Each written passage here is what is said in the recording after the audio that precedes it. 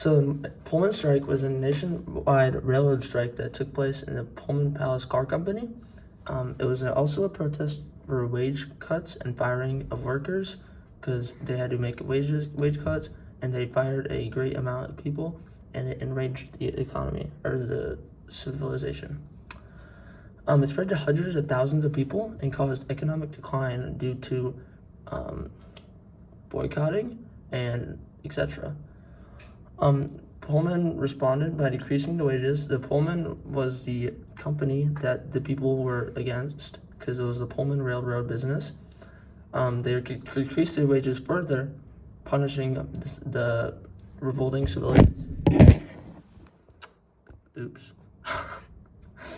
But not the rent costs. They did not decrease this, which caused even more conflict for people as they went into more poverty. The boycott shut down railroad networks, causing the president to send troops to strike through ways of violence, which caused more conflicts and more people to not be happy with the decisions of the government. It caused millions of damage in property, likewise as other conflicts, and increased poverty as the wages kept going down. And the Pullman strike further created Labor Day as a result, as it made people feel not right about the ways that the government was working. The last topic is a man named Samuel Gompers, as you see in the top right corner. He co-founded the American Federation of Labor in the U.S., aka the AFL. It promoted simple union against the wage cuts and unfair work hours. The main goal was to have 8 hours a day for railroad workers.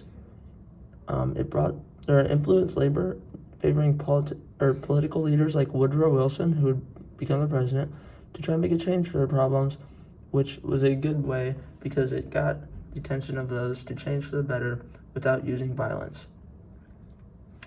It helped establish the Adamson Act, which did in result cut down work hours to 8 hours a day for railroad workers, which successfully completed their plan.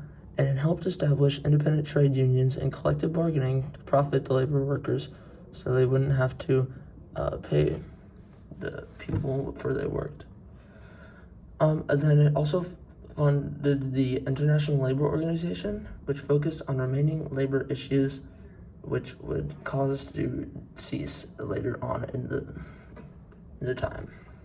And that is the ways on how the social ways were changed by revolts and by protests in the Gilded Age period.